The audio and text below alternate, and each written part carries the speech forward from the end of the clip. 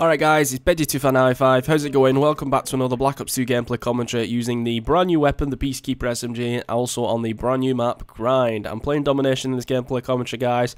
The gameplay in the background, it's not a bad little gameplay. I think I got this yesterday, in fact, and the opening clip that I've edited for you guys, I think it's like a 1-minute 20 swarm. I thought it was pretty decent. I ended up getting a bit of a clutch moment going on with a shotgun, as you'll see once I get the Blackbird unlocked, but I thought it was pretty good gameplay. If anything, I chalked what could have been quite a high-scoring gameplay. I think I died one off a Blackbird, which I'll also leave in the actual gameplay edit itself, and I ended up oh god, I ended up getting the dogs, but unfortunately far too late, right at the end, so I don't actually get a single kill with them. So if I got my 3 sets of Blackbird, Dogs and Swarm, it could have been a much better high-scoring gameplay than I actually got in the end, which was in the 60s, I believe. But the opening start to this, in particular the first round, I thought was quite impressive. So hopefully you're going to enjoy the gameplay in the background, guys. And as you can see, guys, I'm using the Peacekeeper SMG. I've got it diamond. In my opinion, it's probably the easiest weapon that you can get diamond. For me, it was the quickest I've ever got a diamond, and that right there, that was just dirty. I just turn on that bitch right there. Oh, sit down. And this right here. Oh, sit down. Oh, the shotguns. I'm currently trying to get the KSG gold, and it's proving to be a pain in the ass because it's highly inconsistent. But as far as this shotgun's concerned, oh, it's easy. Oh, it's debatable whether it needs a patch. I'm going to call it. I think it needs a bit of a patch, but I'm just throwing it out there. But anyway, back to the actual the SMG itself. Yeah, the Peacekeeper, to get diamond, easiest one out there. To quote a friend of mine, TheMerk, it's a headshot machine. And part of that, I feel, plays down to the fact that it's got a low rate of fire and the recoil is minimal. The accuracy of this weapon is just it's up with probably some of the most accurate weapons on the game. And here I just fuck up. I shouldn't have even done that. I should have let my Swarm and Dogs auto work. But that's just what I'm doing at the minute. I'm making, it's all down to decision making. I'm finding where I'm failing really decent or potentially decent gameplays. So I need to work on that. That's something I need to work on personally. Yeah, I mean, in terms of the weapon performance itself, this commentary is basically going to comprise of two topics itself. It's going to comprise of just my thoughts on the weapon, as well as the actual map. But I feel I must just point out that I'm very ill. I don't know if you can tell in my voice, I've bung up to fuck at the minute, and I wanted to bring you guys this actual gameplay commentary, because I wanted to bring you guys a Mirage gameplay commentary today. But unfortunately, yesterday I was just too ill. I mean, I've got a headache at the minute. I'm just, as I said, I've got some sort of fever, some sort of man flu, and it's just, oh, it's awful. It really is awful.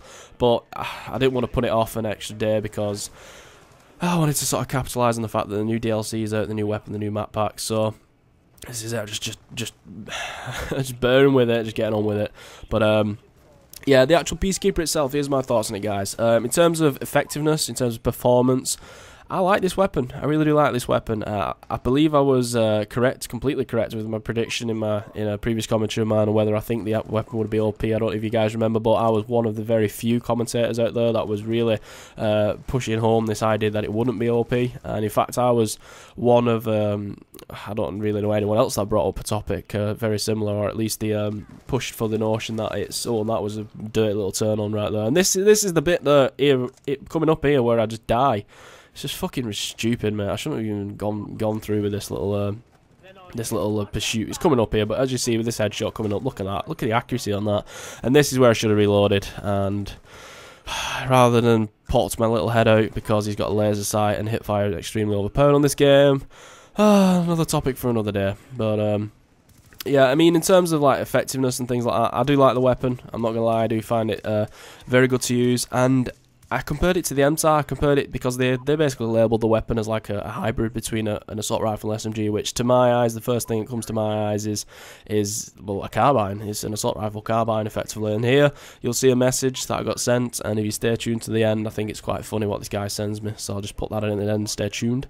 But yeah, I basically labelled it as like a carbine, and with that, I compared it to what the MTAR would be, because the MTAR, it depends on how you look at it, but it's like a mini TAR-21, so that could be considered a carbine itself, and I don't think I was that far off, to be honest. I've since found a weapon which I think perfectly fits a comparison to this, more so than the actual MTAR itself, and it's something which I've not really known any other commentator on YouTube to bring out. I mean, a few people have mentioned the ACR, which I don't really think it compares to the ACR, not at all, to be honest.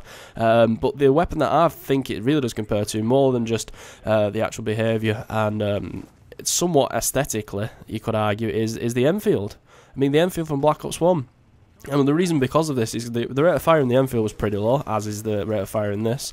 And the sound, I mean, I don't know if you guys can remember the sound of the Enfield, but they're pretty much extremely similar. They really are extremely similar. And a few people that I know have been a bit disappointed with this weapon.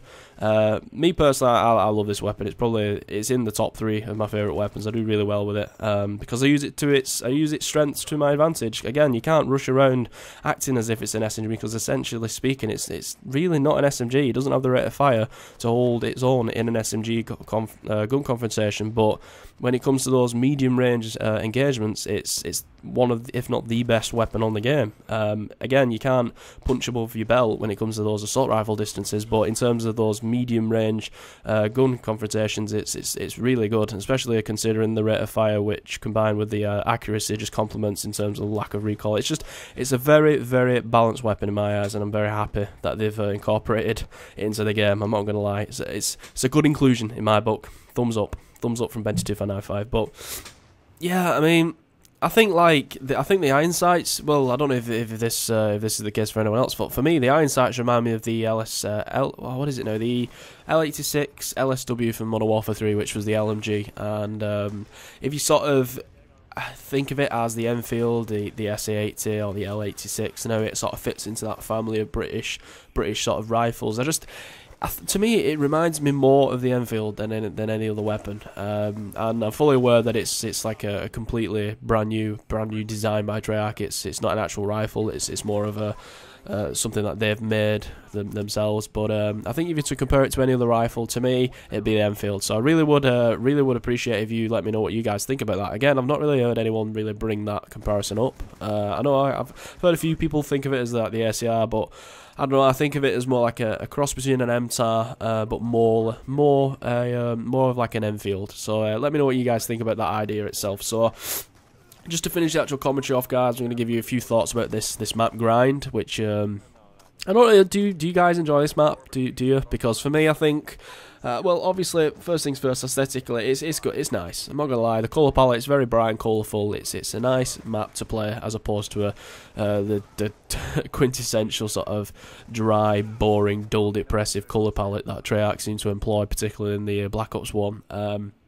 But one thing that I've not really heard anyone talk about is it's something that I'm going to be talking about in the later videos on things like Hydro and Downhill and things like that, other commentaries that I'm going to be talking about and how maps compare. But for me, this map reminds me of I think it was Stockpile from Black Ops 1. Do you guys remember Stockpile? It was the it was like the rural. It was the snowy map, which was like in a rural Soviet town, and it basically had the B flag in the middle building, with a few elevated points. And for me, the B flag reminds me very much like that, because that essentially that was where all the gunfront confrontation centered around. It was the B area, and then there was all the little routes around it, so it was like a circular based map. And I understand that the domination points are pretty much linear, which I'm not much of a fan on. I'll talk about that more in the actual Mirage gameplay commentary, and how triangular like domination points and how they differ to more linear map design in terms of that. But in terms of the actual architecture itself, I think Treyarch have done something right, because it's something that they've not necessarily done.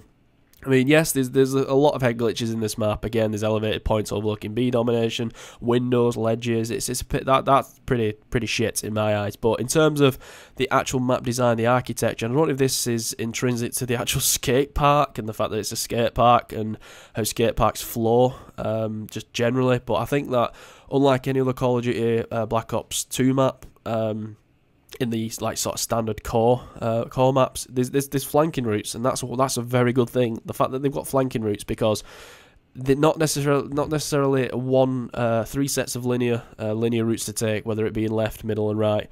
You can actually flank, because intermingled between the half pipes and things like that, the actual architecture for the skate pipe, you can actually flank. And as a rusher, that's a good thing, because you're not going to be cut off instantly by an LMG user using a target finder or an automatic FAL. Fully automatic FAL user head glitching. a line of sight, and I think that's a good thing because, again, it promotes rushing, it promotes flanking, and it just makes them more entertaining, less stressful games in my eyes. So in terms of the map itself, it's not a bad map. The B flag is an absolute haven when it comes to C4s. I think I've got 4, and this was all in yesterday. This was all on day release. I've got 4 quad C4s on B flag. I'm thinking of doing a C4 montage at this rate. I've got so many quad C4s. Number 1 C4 user on YouTube, Betty295, called it. But yeah, in terms of the actual map, it's not a bad map. The negatives, which I will just very, very briefly talk about just as I'm ending this commentary, guys. Why a skate park? Why a skate park? It doesn't make sense. Why would you be having a gun battle on a skate park? I mean, it's just it's a bit daft, don't you think, guys? Do you not think it's a bit daft? I think it's a bit daft. And the novelties which Treyarch have incorporated, I'll talk more about them in the more prominent maps, namely Hydro and downhill with the water and the sort of ski lifts, but what is with the fucking wacky, waving, inflatable arm flailing tube men? Seriously, they offend me. They offend me. Fuck you, Al Harrington. Seriously, go fuck yourself, mate. Anyway, that's pretty much it, guys. Hope you enjoyed the gameplay commentary, and again, apologies for the fact that I'm a bit bunged up, and hopefully I made some sort of coherent sense when it came to doing this commentary. I'll have to listen to it back and just hope and pray. But hope you enjoy the gameplay in the background as well, guys, and stay tuned for more. Stay tuned for more, people. Thanks for watching, guys. You've been a wonderful audience, as you always are. Hopefully you're not all ill like me. Yes, like me. I could really do with some sort of hug right now. Hug. I really appreciate if you put in the comment section below something saying hugs with a funny face, with a hug. Oh. I just need cuddling right now. Right now I could do with a cuddle, I'm not gonna lie. Anyway, I'm rambling on, and I could have finished this commentary in 5 minutes, which was the intention, and I've probably gone way over into more 10, 12 minute territory, which is something I really need to work on. Apologies. Anyway, thanks for watching the gameplay commentary, guys. You're awesome. I love your faces. Take care. Peace.